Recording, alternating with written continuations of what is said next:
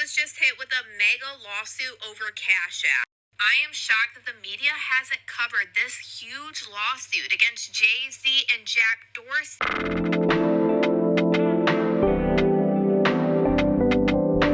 the owner of Block Incorporated, who owns Cash App. And a lot of people are wondering, why would Jay-Z be brought up in this mega lawsuit? Well, Jay-Z actually sits on the board of directors for Block Incorporated. And Jack Dorsey, Jay-Z, and other board members are being sued in this lawsuit, alleging that there is illegal money that has been being ran through Cash App. And they're alleging that they knew about it and they let it happen to make themselves some money. Now, Jack Dorsey is the same person that Jay-Z sold a huge stake of his company Tidal to back in 2021.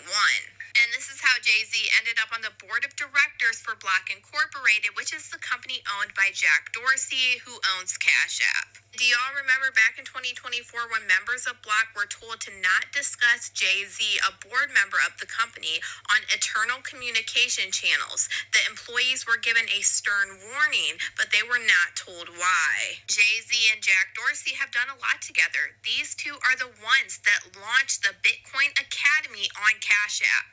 But now that you got the background, let's go ahead and jump into this crazy lawsuit.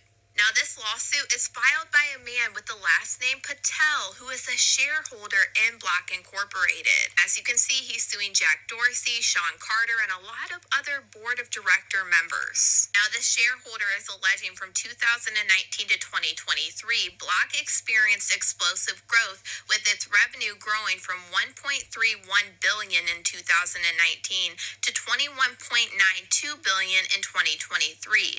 But he is alleging that it was unknown to the public that this rapid growth was largely driven by widespread use of the company's platforms for illegal activities. He is alleging that the company's officers and the members of its board issued statements that were materially false and misleading, saying that they failed to disclose the company's lack for adequate customer due diligence practices and failed to adequately monitor the nature of transactions that were being processed on the company's platforms. He alleged that the company's management imposed minimal obligations on users seeking to open accounts or transact on the company's platforms and encouraged the use of Bitcoin, which together allowed the company to become a haven for unlawful activities. He said the company's management ignored red flags indicating that Square and Cash App were being widely used for a variety of unlawful and unethical activities, including money laundering, child SA, trafficking, terrorism,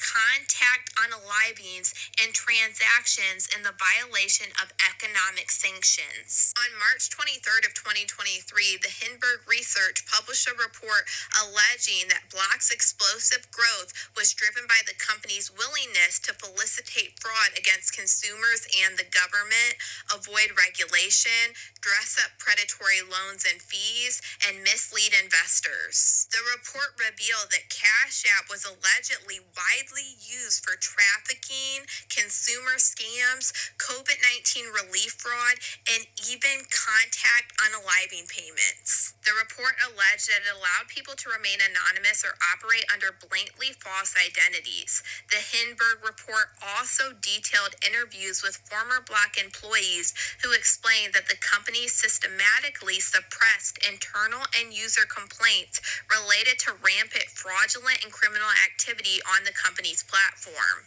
On February 16th of 2024, NBC News reported that federal regulators were investigating allegations by two whistleblowers that Cash App failed to perform adequate due diligence on its customers, including by failing to implement any effective procedure to establish their identities, leading to the widespread use of the company's platform for illicit activities. The NBC News report alleged that the company's management was not only aware that the company was failing to conduct customer due diligence, but it was also intentionally failing to conduct such due diligence as a mean of maximizing the opening of new customer accounts to generate more revenue. On May 1st of 2024, NBC News reported that federal prosecutors were investigating the company after allegations by a former employee that Block has failed to conduct basic due diligence on its customers. Square had processed thousands of transactions involving countries subject to economic sanctions, including Cuba, Iran, Russia, and Venezuela. Block had also processed multiple cryptocurrency transactions for terrorist groups. The two NBC News reports corroborated the allegations contained in the Hindenburg report.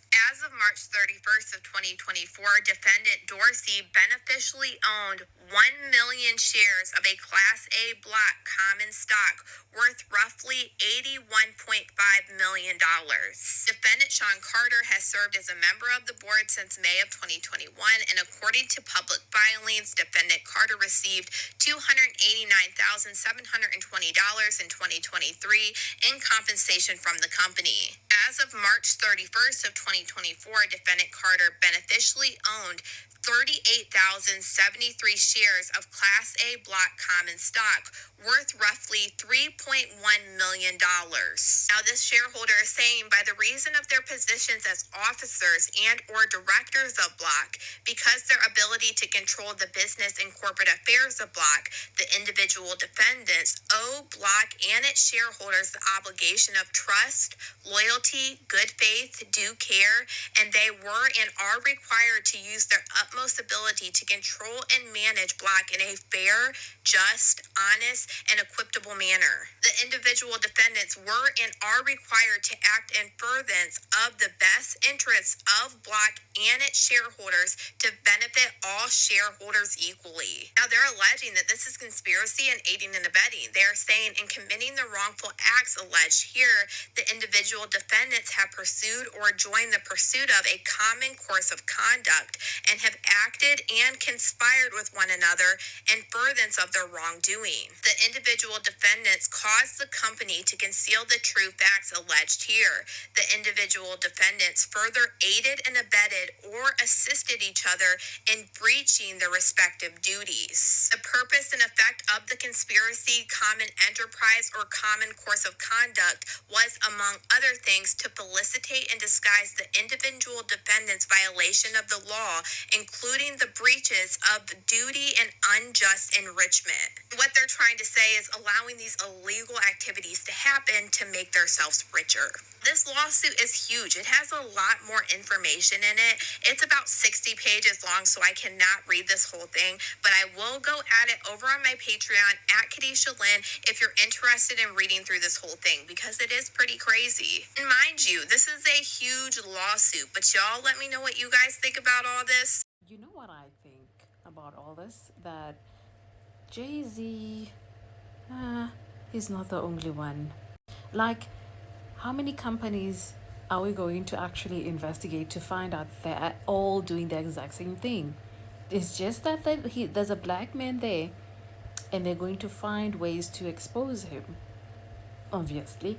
Am I supporting what he's doing? No, obviously not. I'm not. I'm just giving you the backhanded of all of this. That a black man is involved there, and the system initially doesn't really care for black people, even though some people called it the imaginary system. But hey, I digress. But have you ever wondered the hotels that we go into, what exactly they are being used for? Like, how did they start building these factories? Of course, from slavery money. Like, I mean, this is nothing new, but thank you for bringing it up. I mean, let me know in the comments, but I really feel like it's nothing new. If we investigate all companies, we'll find that they're doing the exact same thing.